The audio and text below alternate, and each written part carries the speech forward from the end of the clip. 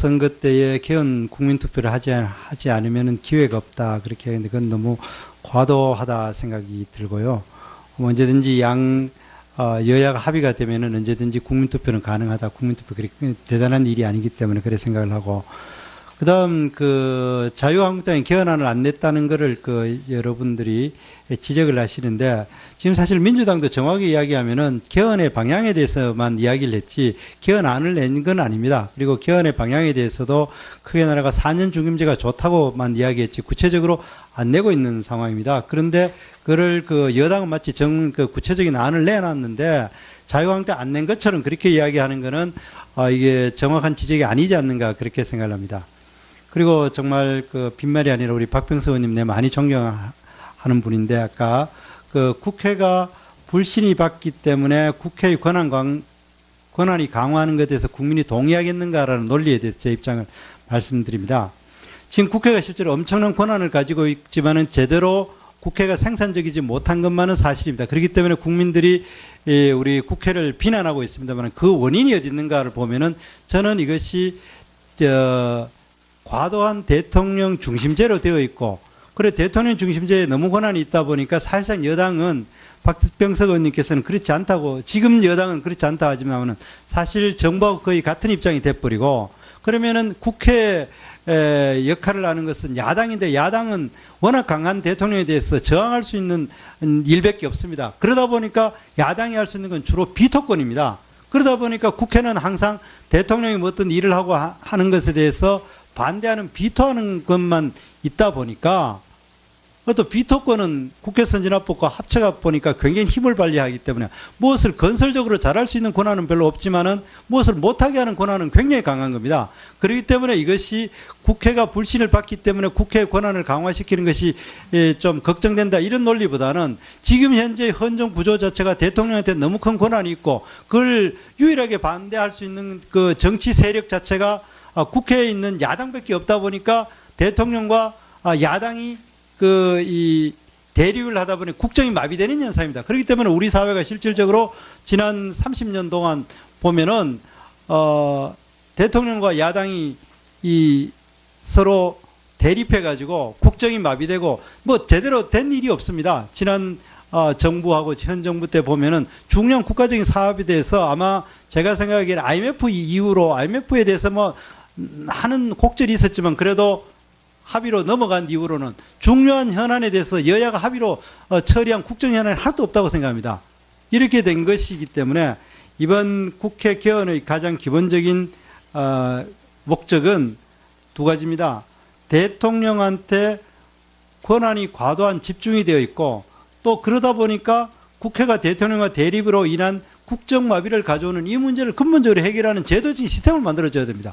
국회가 책임없이 반대만 야당이기 때문에 할 수 있는 것은 반대밖에 없고, 그러다 보니까 계속 대립되기 때문에 국회에도 어느 정도 책임을 질 수 있는 어떤 시스템을 만들어주고 거기에 따라서 평가를 받는 이런 시스템이 필요하다. 뭐 구체적인 거는 뭐라고 이야기를 안 해도 여러분들이 잘 아실 겁니다. 이런 것이기 때문에 국회가 지금 비난이 받기 때문에 국회에 더 권한을 주는 것이 바람직하지 않다. 뭐 저도 상당히 동의하고 있습니다. 지금 만약 우리나라 같은 경우 지금 현재 국회 같은 경우는 IMF가 어떻게 가능할 것이며 구조조정이 어떻게 가능할 것이며 또 국군의 뭐 해외 파병이나 이런 것이 어떻게 가능하겠느냐 본다면은 현재 시스템으로서 국회의 권한 강화는 바람직하지 않지만은 국회의 시스템 자체를 근본적으로 국정 시스템을 설계는 돼야 된다고 저는 생각합니다. 그런 의미에서 결론을 제가 내주면은 지금 정부 여당이 아까 우리 자유한국당 보고 구체 헌법 개헌안을 내라고 이야기하기 이전에 정말 우리 개헌안이나 헌법 전문이나 기본권안이나 이런 걸 갖고 자꾸 이야기를 하면 이거는 판도라의 상자를 내고 우리 사회에 이념적인 논쟁으로 빠뜨리게 된다고 생각합니다. 그렇기 때문에 오히려 집권 여당이 오히려 야당보다도 더 책임감 있다고 본다면은 오히려 본인들의 그 헌법안을 아예 좀 떳떳하게 먼저 내십시오. 그러면 우리 자유한국당도 낼 것이고 우리 자유한국당 내부적으로 준비하기 때문에, 그렇기 때문에 이걸 너무 책임 공방으로 갈 건 아니다. 그렇게 저는 생각합니다. 그럼 다시 한번 요약을 하면은 지금 이 지방선거와 뭐 같이 하지 않으면은 기회가 30년만 온 기회가 물 건너간다. 그건 너무 과도한 해석이다라는 것이 첫 번째고, 두 번째 국회가 불신을 받기 때문에 국회의 권한 강화에 대해서 국민이 동의하겠는가에 대해서는 그건 시스템을 재설계하는 것에 따라 달라질 수가 있다는 것이고, 그래서 이번 개헌의 목적은 대통령의 권한의 집중을 완화하고 국회와 대통령의 대립을 제도적으로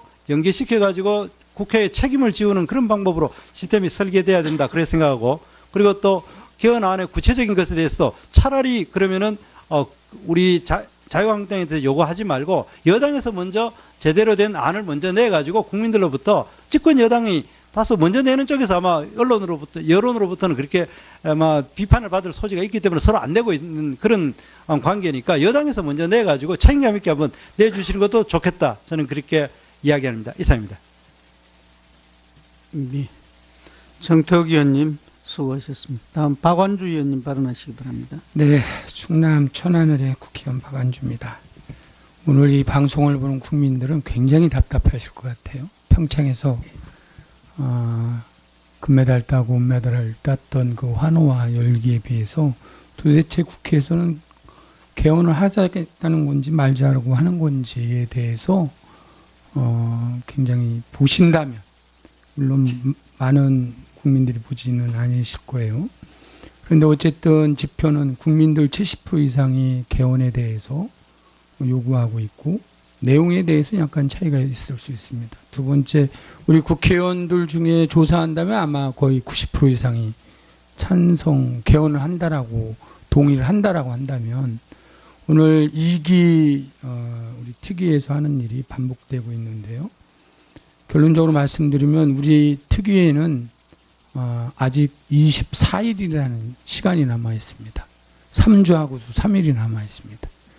이 기간이 굉장히 중요합니다. 그것은 바로 3월 13일 어저께 보도에 의하면 정부 개헌안을 3월 13일 날 보고하고 15일 하겠다라고 하고, 물리적으로 어쨌든 정부는 진행을 하고 있는 것은 명확관합니다.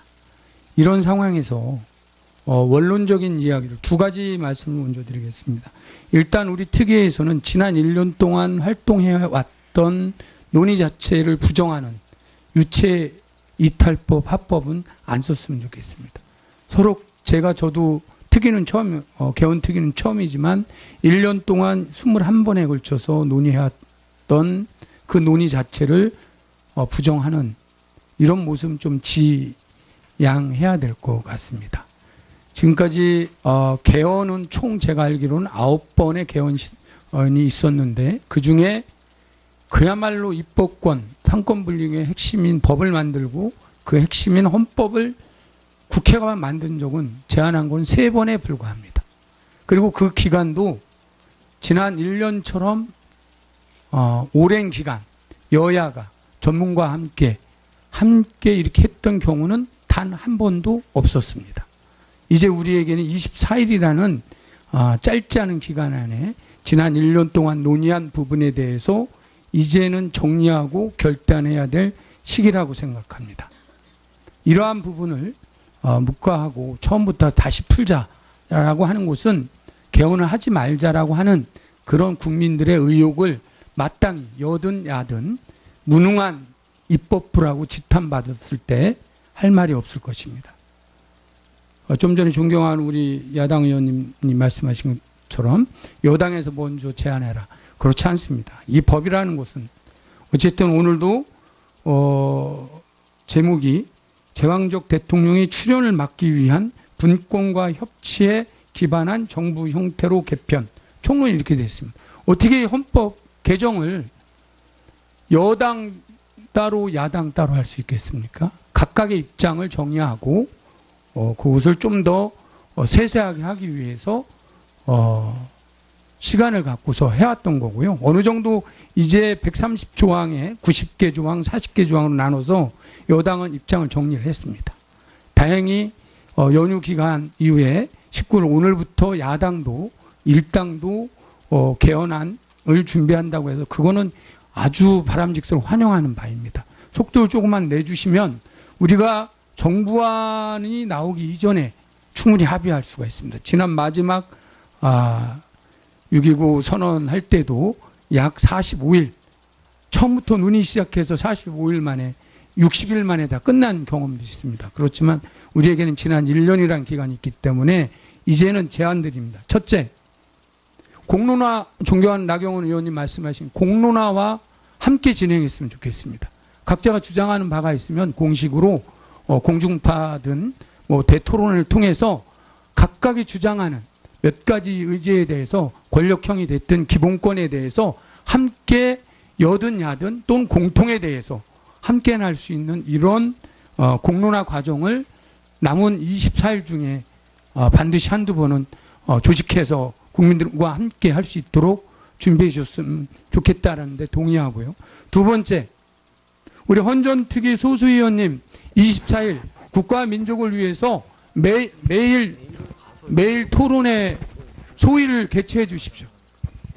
정말로 뭐 나는 공부가 안 됐으니까 나는 내가 안 했어 이런 말씀하시지 말고 분야별로 각 조항별로 논의할 수 있게 우리 소수 의원님들이 구성을 해서 나눠서 실제로 그러한 이야기들을 논의를 할 수 있는 구조를 만들었으면 좋겠습니다. 24일입니다.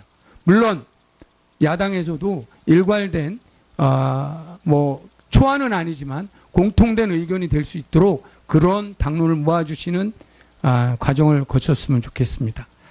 세 번째, 혹여 3월 15일 날 정부가 정부안이 나오는 거에 대해서 야당에서 그야말로 당리당략으로 국회 패싱이니 국회가 할 일을 왜 정부가 마땅히 그런 권한이 있습니다. 우리가 지금까지 1년하고도 몇 개월을 더 해오고 있습니다. 정부는 40일간에 약 30일간의 정반을 내겠다는 겁니다. 국회가 논의한 내용을 참고로 해서 이런 입법부가 되지 않았으면 좋겠습니다.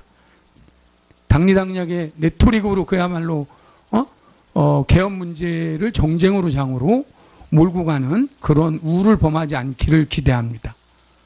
우리 야당도 그러면 아무것도 안 한다면 이대로 그냥 이 헌법이 좋다는 거에 대해 이대로 가자라는 것인지 묻지 않을 수 없기 때문에 저는 지난 2기 때 논의됐던 내용에 있어서 이제 실제로 준비할 수 있다라고 봅니다. 첫째는 국민들에게 대통령 권력의 분권이 명확하게 인식될 수 있도록 할 필요가 있다라고 하는 야당 의원님 말씀에 100% 공감합니다.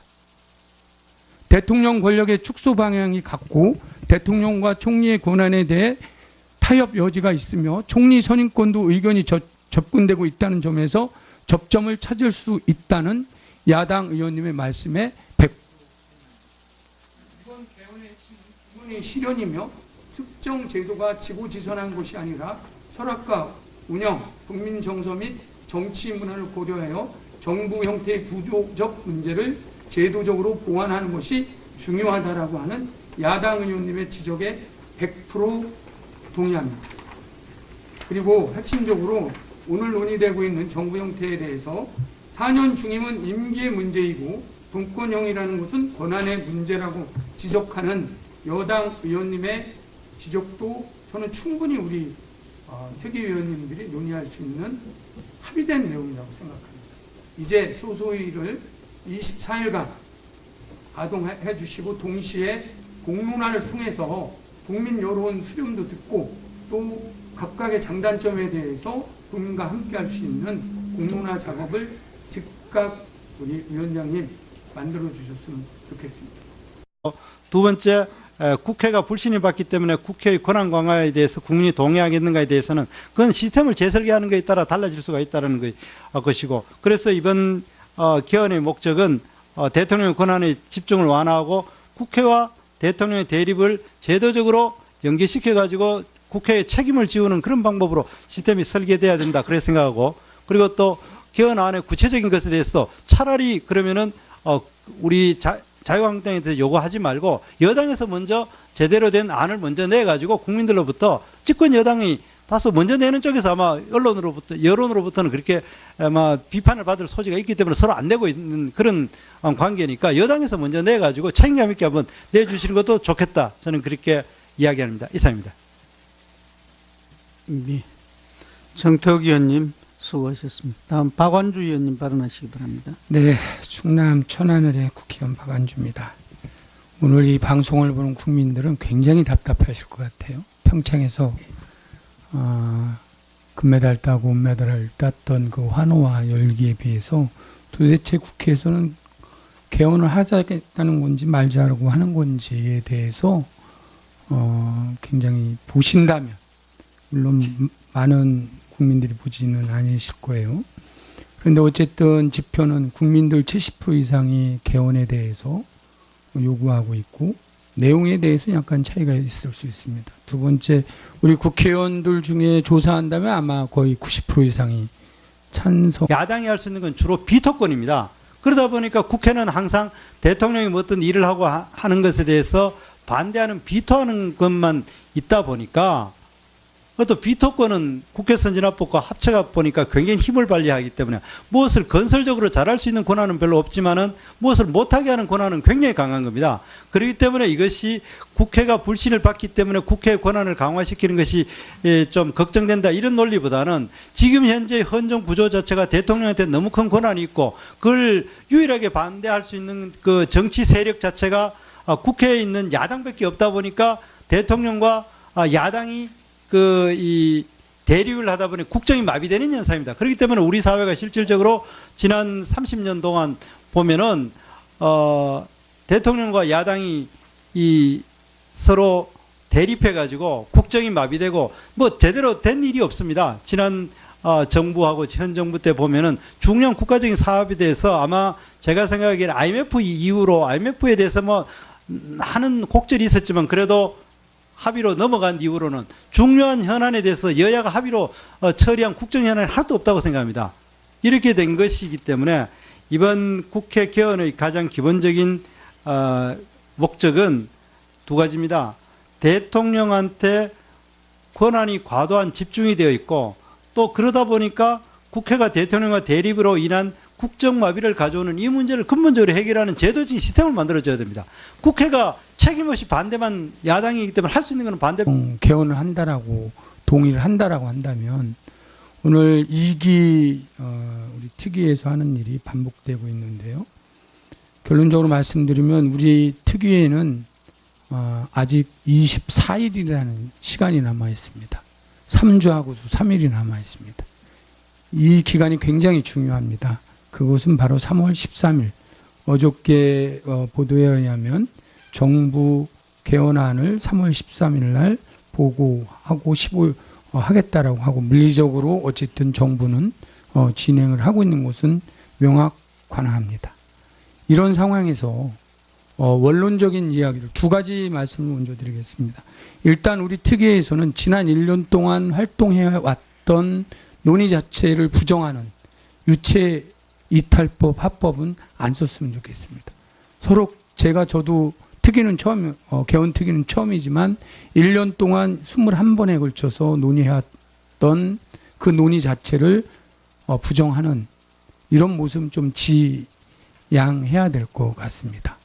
지금까지 개헌은 총 제가 알기로는 9번의 개헌이 있었는데 그중에 그야말로 입법권, 상권 분립의 핵심인 법을 만들고 그 핵심인 헌법을 국회가 만든 적은 제안한 건 3번에 불과합니다.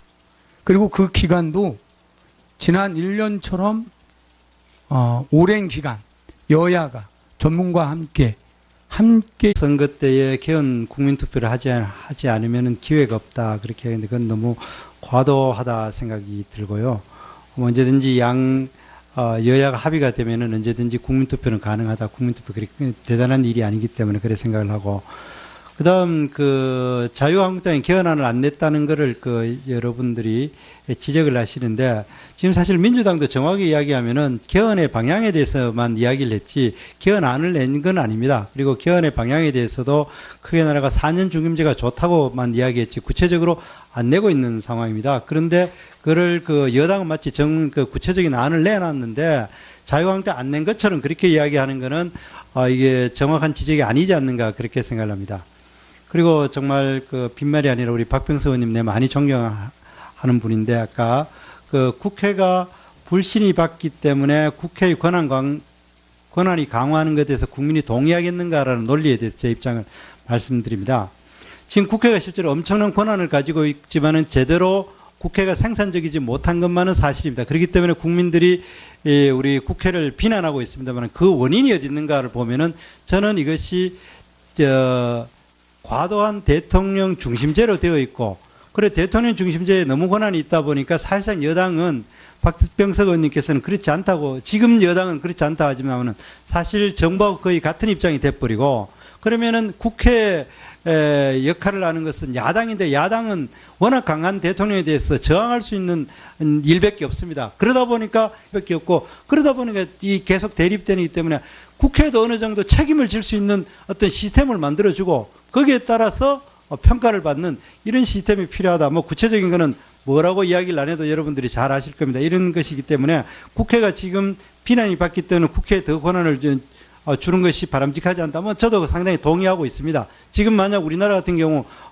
지금 현재 국회 같은 경우는 IMF가 어떻게 가능할 것이며 구조조정이 어떻게 가능할 것이며 또 국군의 뭐 해외 파병이나 이런 것이 어떻게 가능하겠느냐 본다면은 현재 시스템으로서 국회의 권한 강화는 바람직하지 않지만은 국회의 시스템 자체를 근본적으로 국정 시스템을 설계는 돼야 된다고 저는 생각합니다. 그런 의미에서 결론을 제가 맺으면은 지금 정부 여당이 아까 우리 자유한국당 보고 구체 헌법 개헌안을 내라고 이야기하기 이전에 정말 우리 개헌안이나 헌법 전문이나 기본권안이나 이런 걸 갖고 자꾸 이야기를 하면 이거는 판도라의 상자를 내고 우리 사회에 이념적인 논쟁으로 빠뜨리게 된다고 생각합니다. 그렇기 때문에 오히려 집권 여당이 오히려 야당보다도 더 책임감 있다고 본다면은 오히려 본인들의 그 헌법안을 아예 좀 떳떳하게 먼저 내십시오. 그러면 우리 자유한국당도 낼 것이고 우리 자유한국당 내부적으로 준비하기 때문에, 그렇기 때문에 이걸 너무 책임 공방으로 갈 건 아니다.